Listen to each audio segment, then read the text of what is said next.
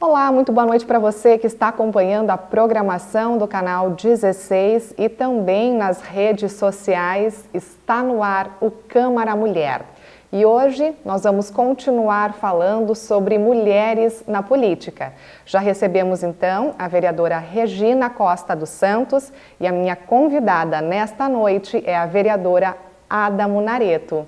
Boa noite, seja muito bem-vinda. Boa noite, Paula. Boa noite a todos que estão acompanhando o nosso querido canal 16, a TV Câmara e que nos acompanham pelas redes sociais. Bem-vindos a mais um Câmara Mulher. Vereadora, então, a pauta de hoje ela vai seguir um formato já feito então com a vereadora Regina e com as próximas vereadoras que participarão também da entrevista. Iniciamos falando de ti.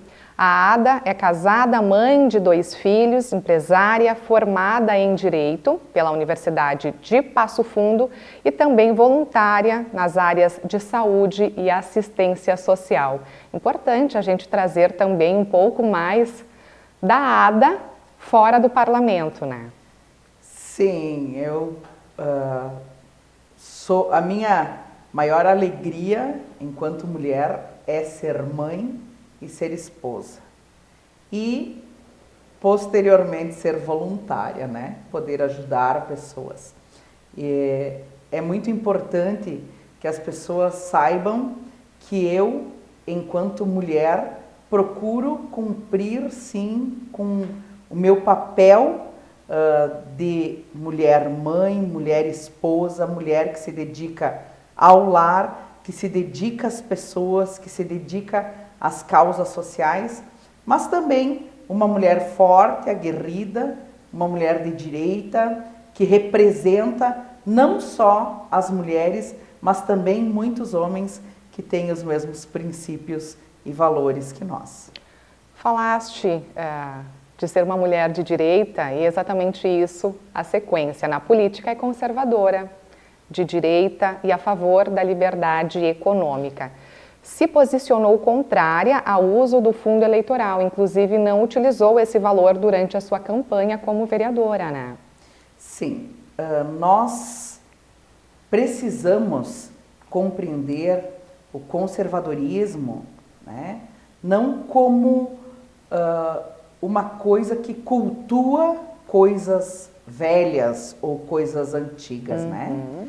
O conservadorismo é a nossa capacidade de nós olharmos para trás, vermos aquilo que deu certo, o que não deu certo, tentarmos melhorar, mas aquilo que deu certo, nós permanecermos focando para que nós possamos ter uma sociedade melhor, uma sociedade correta e não entrar em ondas ou movimentos que nós não sabemos aonde nos levarão, né?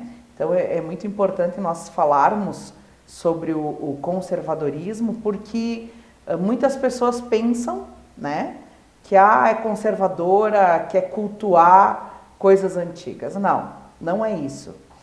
Nós precisamos entender que precisamos aprender com os erros do passado e precisamos olhar para o futuro da melhor forma, não fazendo vãs experiências com aquilo que já deu errado, né? O que já deu errado a gente deixa no passado e a gente segue tentando melhorar.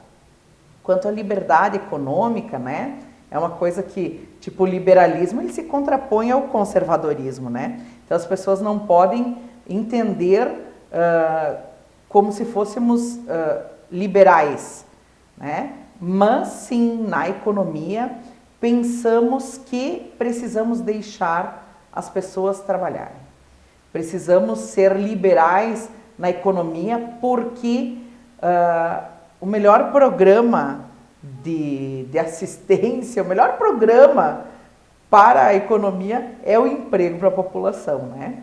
E se nós deixarmos o povo trabalhar, temos a certeza de que a economia gira melhor, de que as pessoas que estão hoje dependendo aí de projetos sociais vão conseguir se libertar de tudo isso, porque o sucesso de um programa social é ele ter um fim na vida da pessoa, né? Uhum. E o liberalismo econômico, ele proporciona isso quando a pessoa tem a capacidade dela mesma produzir, dela mesma ter o seu salário e não depender mais do governo. Então precisamos deixar essas pautas, essas palavras, né, benditas, para que as pessoas não entendam assim como libertários ou liberais, que não é a mesma coisa do que concordar com a liberdade econômica, né? E a questão, então, do fundo eleitoral, que a senhora abriu mão na sua campanha, por quê?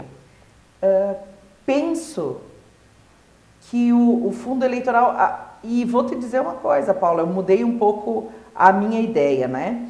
Quando nós vimos o nosso presidente, Jair Messias Bolsonaro, lá em 2018, se eleger através das mídias sociais, né? Eu penso que nós podemos fazer diferente do que é feito com o dinheiro do povo, né? Porque tanto o fundão quanto o fundo eleitoral, eles são dinheiro do povo. E nós precisamos compreender que o Brasil, ele já massacra o povo através da retirada dos impostos aí. E eu, como fui concorrer pela primeira vez e tinha essa ideia totalmente contrária ao fundo eleitoral e ao fundão, então optei por não fazer uso desses valores. Não eram grandes valores, né? Mas pensei que eu não estaria dessa forma usurpando do nosso povo aí que tanto sofre, tanto é massacrado através da cobrança de impostos. E como tivemos o exemplo do nosso presidente, fomos para as mídias, né? Não utilizei nem rádio, nem televisão, porque esses também demandariam valor do fundão. Então fui uma vereadora que realmente se elegeu pela vontade daquelas pessoas que fizeram a minha campanha, né? Foi uma campanha assim com pouquíssimos valores, mas foi uma campanha onde nós unimos pessoas com os mesmos ideais e valores, né? E não existe uma campanha melhor do que aquela feita por pessoas que confiam no teu trabalho, por pessoas que andam contigo, por pessoas que te conhecem e por pessoas que têm a certeza de que aquilo que tu estás falando é aquilo que tu vais fazer. Então, eu fui vendida por essas pessoas, né, para os seus amigos, como pode votar nela que tu não vai te arrepender. E hoje a gente recebe aí esse feedback das pessoas que, fulana pediu que eu votasse em você, hoje acompanho o teu trabalho e estou muito feliz e realmente é o que ela falou. Então, nada melhor do que isso, né? Um santinho ou uma entrevista na televisão ou um programa de rádio não faz o papel, o mesmo papel do que aquela pessoa que realmente convive contigo e confia em ti. Então, optamos por não usar o fundão e hoje o nosso pensamento é um pouco diferente sobre isso, porque pensamos que quando você recebe valores de empresas privadas, não pode ser empresa, é pessoa física, mas essas pessoas físicas, elas representam empresas, né? Então, algum intuito tem nesses grandes valores que são doados, né? Então, eu acredito que nós temos que mudar essa forma de financiamento de campanha, né? Que é uma forma desigual. Nós temos aí, quando concorri a deputada federal, nós tivemos deputados que receberam mais de 3 milhões, enquanto alguns candidatos não receberam absolutamente nada, né? Então, eu acho que tem que haver uma reforma política, né? E que vá mexer nisso também, Paula, né? Na forma de financiamento de campanha, para que nós não tenhamos pessoas dentro dos parlamentos ou no executivo que estejam ali representando não um ideal, mas sim representando interesses de algumas pessoas ou interesse de algumas empresas ou interesse, inclusive, que nós sabemos que hoje acontece muito no Brasil, do tráfico, né? Então, nós não podemos... O financiamento de campanha tem que ser totalmente diferente. As pessoas têm que realmente ser eleitas, não por terem recebido um fundo maior ou um financiamento maior, mas por aquilo que elas são, por aquilo que elas representam, né? Então, isso passa pelo, penso assim, que o mínimo financiamento.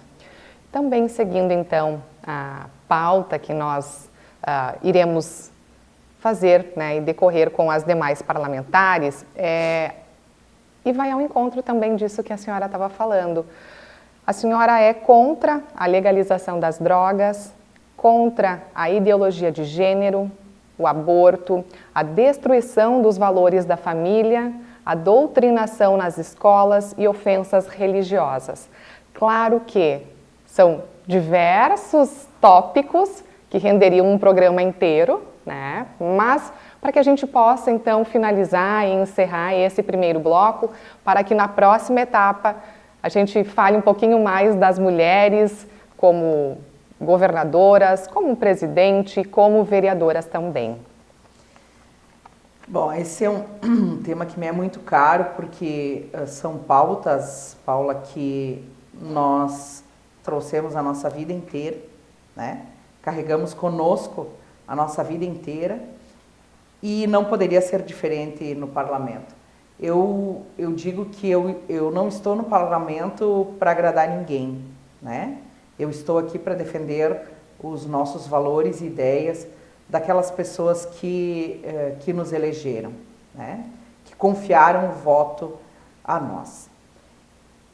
Ideologia de gênero, aborto, drogas, são temas que são discutidos hoje na nossa sociedade, como eu falei antes, sem olharmos para trás, né? São temas que são discutidos por ondas, por movimentos, mas não se olha o que aconteceu na nossa sociedade quando essas coisas foram ou legalizadas, ou quando essas coisas foram debatidas ou foram impostas à sociedade. E aí nós temos muitos exemplos, né? A liberação das drogas é uma coisa que me é muito cara, porque ajudo, digo, pacientes, né, em drogadição, porque eles se tornam uma vítima da droga, né, utilizada. E aí acabam perambulando uma vida toda por clínicas, acabam perambulando pelos hospitais, tirando lugar muitas vezes de pessoas que realmente precisam, né, por uma opção errada. Aí nós vemos e olhamos para países ou estados, como nos Estados Unidos, né, cada estado tem a sua legislação sobre drogas, onde as drogas foram liberadas. E não deu certo. Não deu certo.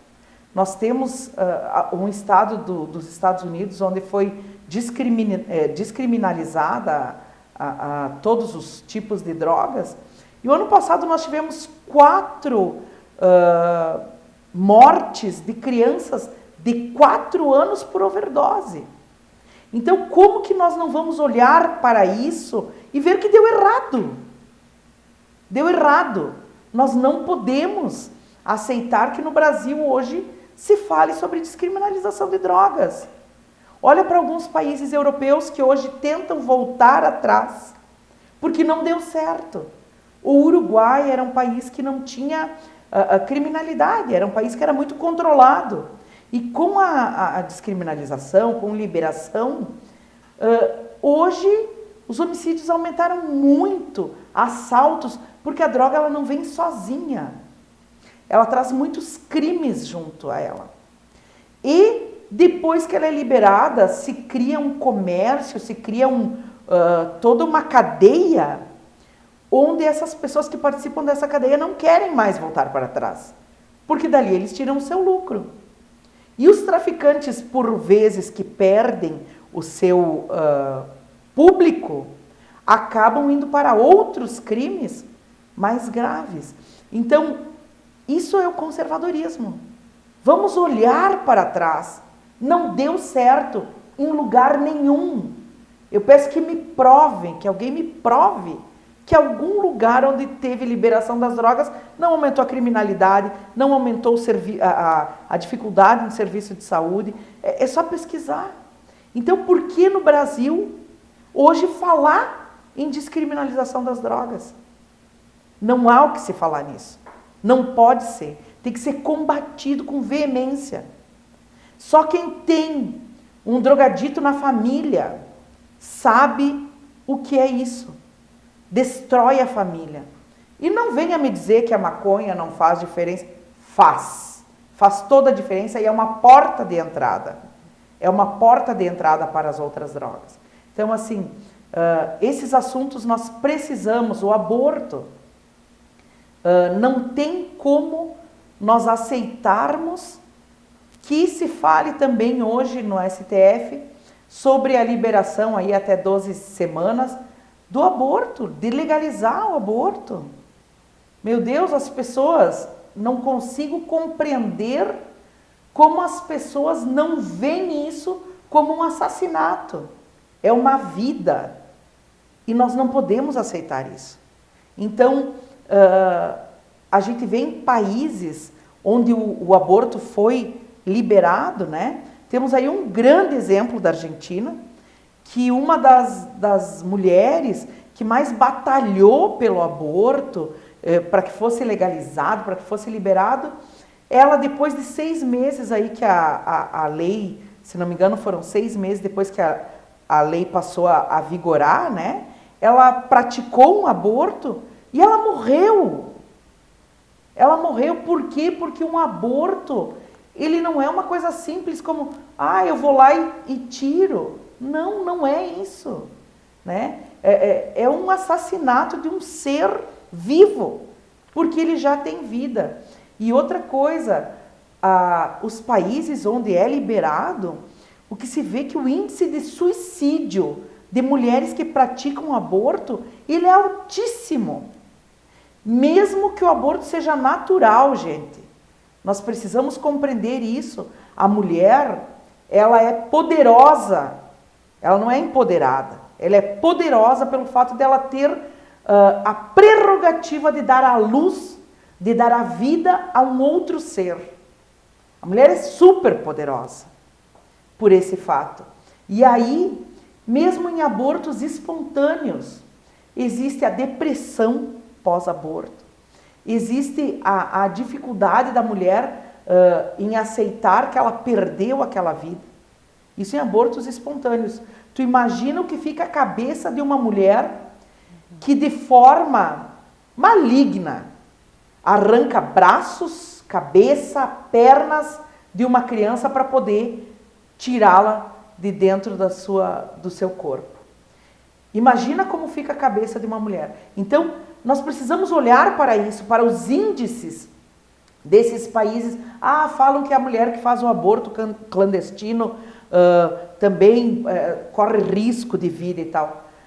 Hoje nós temos inúmeras formas de contracepção. É distribuído, tu vai nos postos de saúde, nós temos aí anticoncepcional, nós temos camisinha de homem, de mulher. Fomos aqui na sexta coordenadoria, me chamou a atenção assim, porque tem muitos recipientes em vários locais com camisinha, né? Contraceptivos, injeção, que é anticoncepcional ali, que a mulher pode ficar vários meses sem fazer a ingesta do comprimido. Então, não tem motivos para a mulher não se cuidar. Agora, existem muitos motivos para não assassinar a vida que está dentro dela, mesmo a sua saúde pregressa. A gente vai fazer então um rápido intervalo, porque assunto temos hoje aqui no Câmara Mulher, e nós voltamos em seguida então com a vereadora Ada Munareto.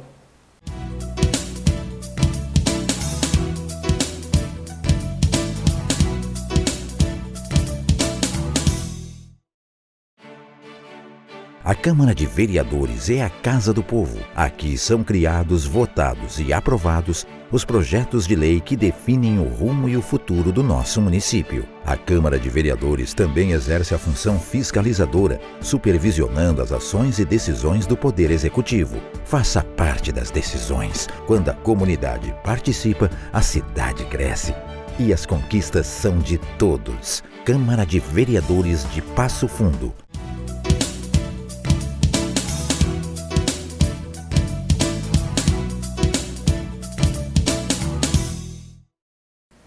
Câmara Mulher está de volta e nesta noite eu estou conversando com a vereadora Ada Munareto. O bloco anterior, então, rendeu muitos assuntos, muitas pautas. A vereadora trouxe para a gente o seu pensamento, né, a respeito de aborto, da legalização das drogas e também contou um pouco da sua trajetória, né, sua vida pessoal até a chegada aqui no parlamento. Vereadora, agora então, seguindo esse formato de entrevistas, nós vamos falar sobre o espaço que as mulheres vêm conquistando na política.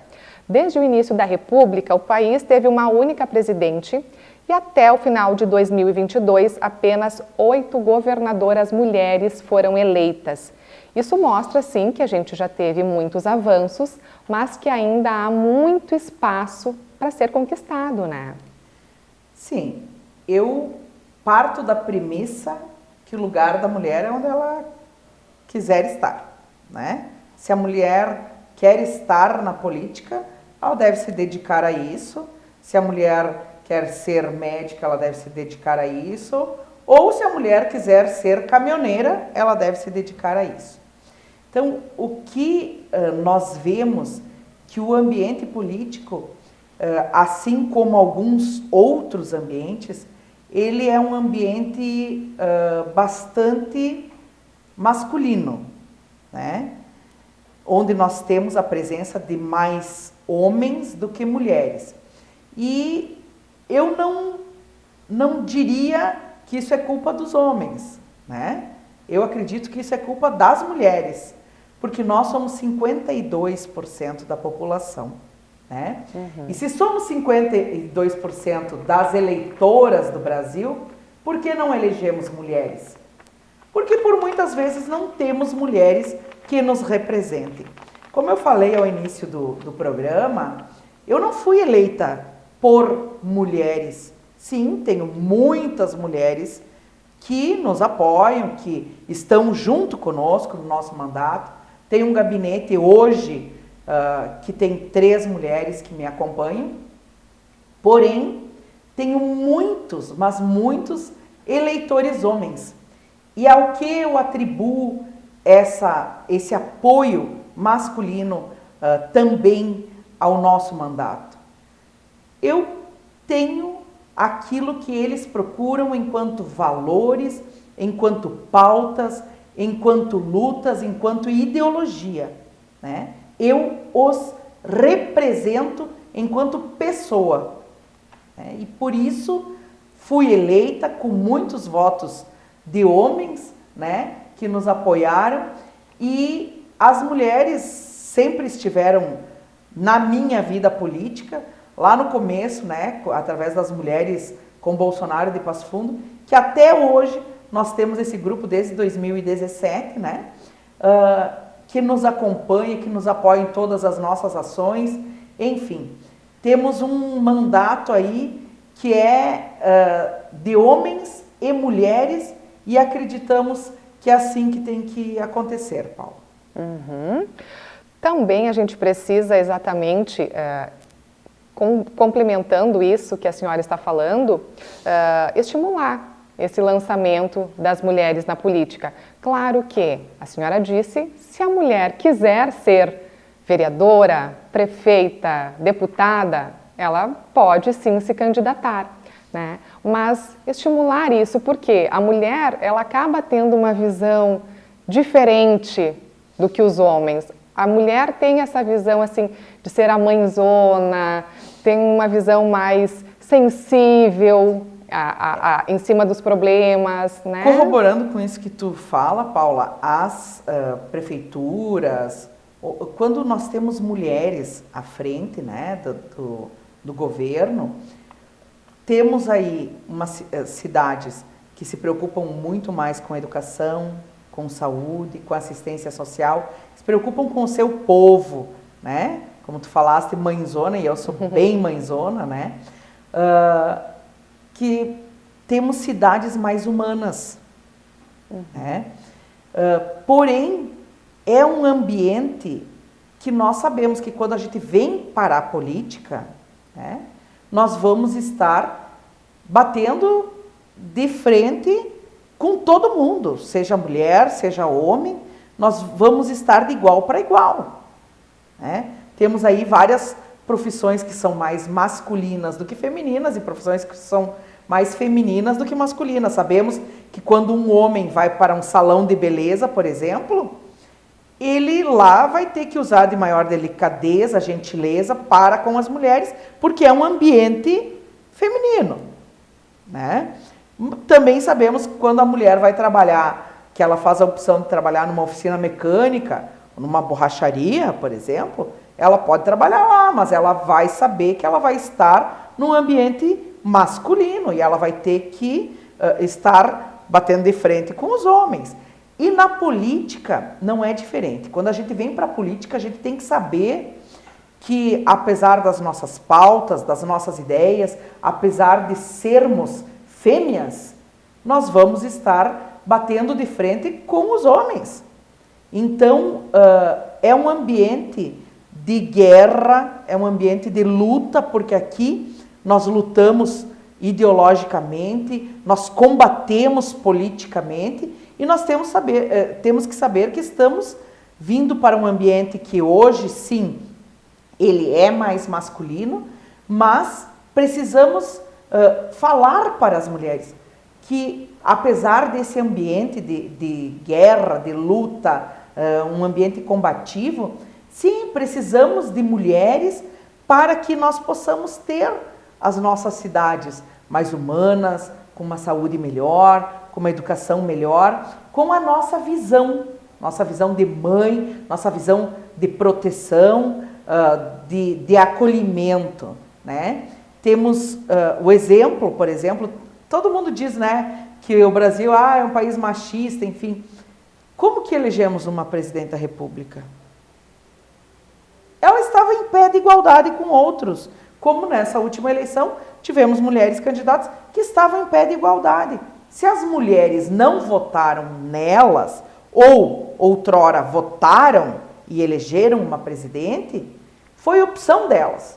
Se somos 52% dos eleitores, então deveríamos ter só mulheres, ou a maioria de mulheres, no legislativo, no executivo. No entanto, eu digo, e sempre vou dizer, que eu votei em poucas mulheres na minha vida, porque pouquíssimas me representaram. Eu voto em valores, em ideias, voto com convicção naquele político que realmente me representa. E se for homem ou mulher, para mim, indifere. Precisamos votar em alguém que nos represente. E é isso que eu estou fazendo nesse parlamento, representando a direita de Passo Fundo. E o que a senhora sente, então, aqui na Câmara de Vereadores? É a sua primeira experiência como vereadora, né? De 21 parlamentares, 4 mulheres. Claro que é um avanço, né? É algo histórico, porque isso nunca aconteceu aqui em Passo Fundo. Mas qual é a sua percepção, então, local? Eu tenho um excelente relacionamento com todos os meus colegas. Temos divergências político-ideológicas, mas eu penso que nós precisamos combater aí no campo das ideias, mas também somos seres humanos, temos amigos e aqui dentro da Câmara eu tenho um excelente relacionamento. Não tenho problema com ninguém. Se eu preciso ir na tribuna, brigar, apontar o dedo e cutucar, por vezes em feridas, eu o faço. Independentemente de ser homem ou mulher, eu faço porque não podemos pensar em proteger ideias erradas por questão de diferença sexual, né? Jamais vou proteger uma ideia por ela ter sido levantada por uma mulher ou por um homem. Acredito que nós temos, sim, que incentivar mulheres a fazerem parte do parlamento, dizendo que não é um bicho de 7 cabeças, é um lugar de combate, sim, mas sabemos que as mulheres são guerreiras desde que aí chegam no mundo, né, com uma fragilidade um pouquinho menor, elas acabam se sobressaindo e têm essa capacidade, como eu falei antes, de dar à luz, esse poder de dar à luz. Então, as mulheres são guerreiras por si, elas são poderosas por si e elas podem sim ocupar muitas cadeiras aqui no parlamento. Hoje somos em 4, um grande feito aqui em Passo Fundo, porque ao longo aí de muitos anos, de décadas, nós tivemos apenas 7 parlamentares, né? Então, hoje é um grande feito. E aí eu me questiono, por quê? Eu aqui em Passo Fundo nunca votei numa mulher para vereadora, porque nunca tive uma mulher candidata a vereadora que me representasse, né? Então eu penso que precisamos colocar o nosso nome à disposição. O que nós vemos nos partidos, eu como uma liderança, presidente do PL Mulher, o que nós vemos nos partidos é que tu convida muitas mulheres. Tu convida. E tu não tem resposta. Elas não querem, elas não desejam, por vezes, estar aqui. Isso acontece, uma coisa que eu acho que é muito grave, de que a maioria das mulheres acaba sendo laranja, Paulo. Por quê? Porque são obrigadas a vir para a política pelo fato de termos a obrigatoriedade de cumprir uma cota de 30%. Para preencher, né? Para preencher a cota. Minha primeira participação política foi agora em 2020, quando concorri à vereadora. Por quê? Porque eu escolhi dedicar a minha vida ao cuidado dos meus filhos até que eles tivessem uma certa idade, né? Foi uma opção minha. E se hoje eu tenho 2 filhos bem educados, que com a graça de Deus nunca procuraram drogas ou têm muito respeito, são inteligentes, são excelentes cidadãos, eu acredito que grande parte é pela minha dedicação enquanto mãe. Sempre estive presente em tudo. E hoje eu vejo que, em estando na política, eu dedico muito, o tempo muito maior à comunidade, à população, do que à minha família. Então, por vezes, a mulher não quer deixar essa dedicação familiar, o que eu acho maravilhoso e o que eu fiz como opção de vida, que foi escolher cuidar da minha família, cuidar da minha casa e hoje, então, dedicar o meu tempo à política e à comunidade de Passo Fundo. Vereadora, nós estamos, então, nos encaminhando para finalizarmos o programa, mas eu não posso deixar de lhe questionar a respeito, então, das tuas pautas, das suas proposições, das tuas ações neste mandato. Se puderes escolher, então, uma ou duas para a gente mencionar, então, no programa de hoje.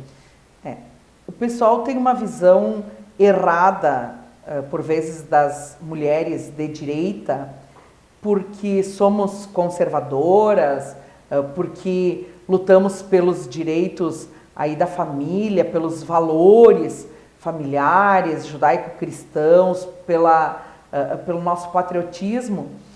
E o que a gente vê é que a esquerda é muito seletiva, né? Eles escolhem defender mulheres de esquerda. Se for uma pauta de direita de mulher, eles não escolhem, né? Não escolhem defender. Temos as nossas presas lá em Brasília do dia 8 de janeiro, que são um grande exemplo disso.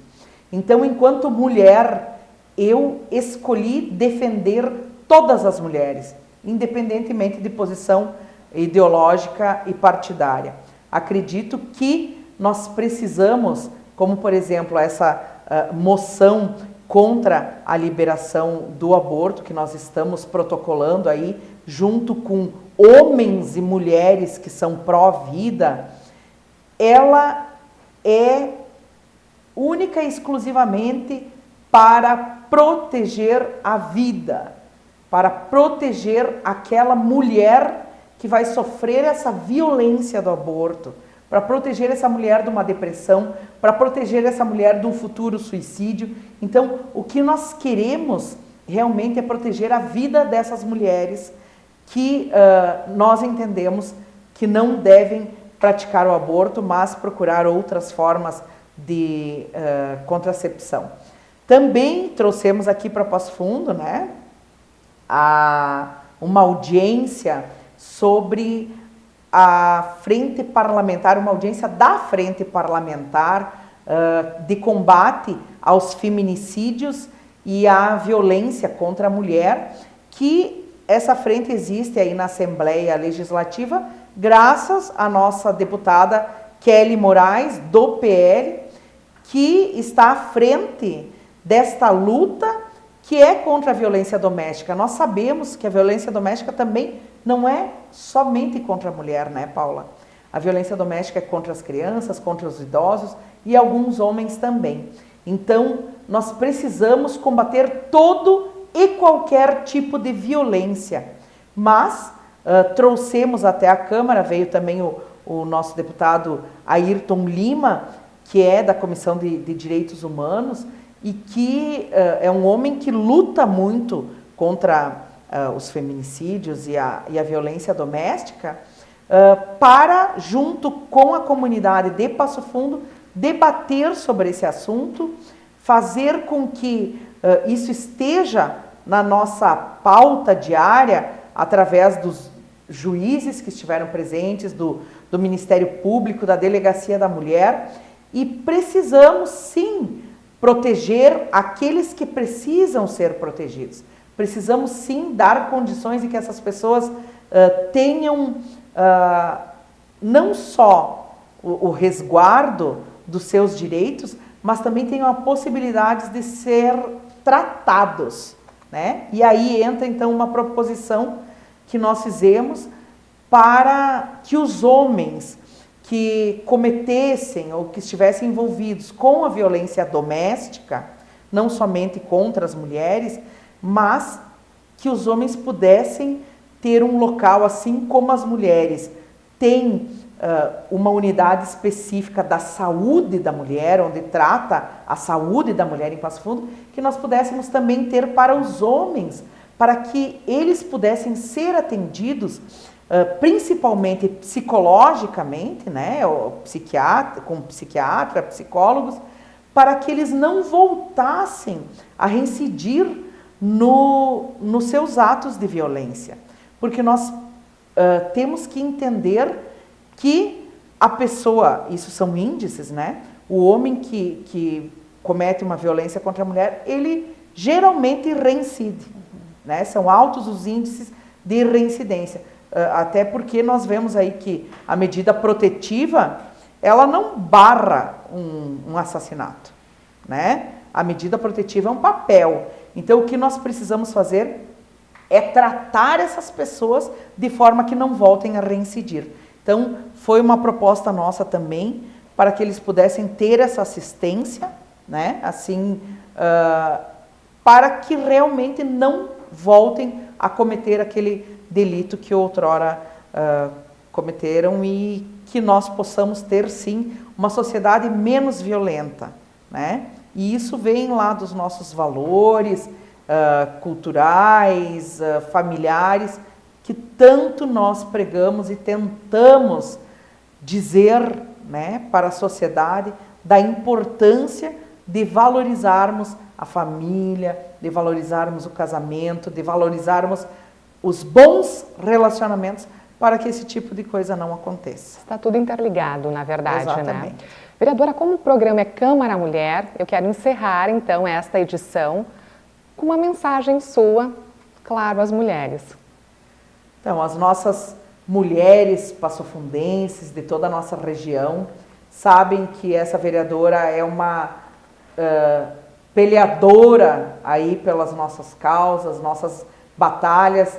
Estou sempre à disposição, nosso gabinete está aberto, recebemos denúncias, lutamos por vocês, pelos seus direitos, mas quero convidá-las também a estarem vindo até a Câmara, conhecendo o nosso trabalho, conversando conosco, nos trazendo ideias, porque o nosso mandato ele é feito de pessoas, ele é feito de mulheres, ele é feito de guerreiras aí que estão na nossa sociedade, mas precisamos de vocês, queremos que vocês estejam aqui conosco. Então, continuemos lutando, e não só pelos nossos direitos, mas por uma sociedade melhor. Vereadora Ada, obrigada, parabéns pelo trabalho que realiza, e a gente fica sempre aqui de portas abertas, né, para apresentar e para mostrar um pouquinho, né, dessas ações que são realizadas pelo seu gabinete. Obrigada e boa noite. Nós que agradecemos, Paula, muito obrigada, TV Câmara, muito obrigada por esse espaço, e estamos sempre à disposição. Uma ótima noite também a você que acompanhou o programa Câmara Mulher. Nós temos um novo encontro na próxima semana. Uma ótima noite mais uma vez e até lá.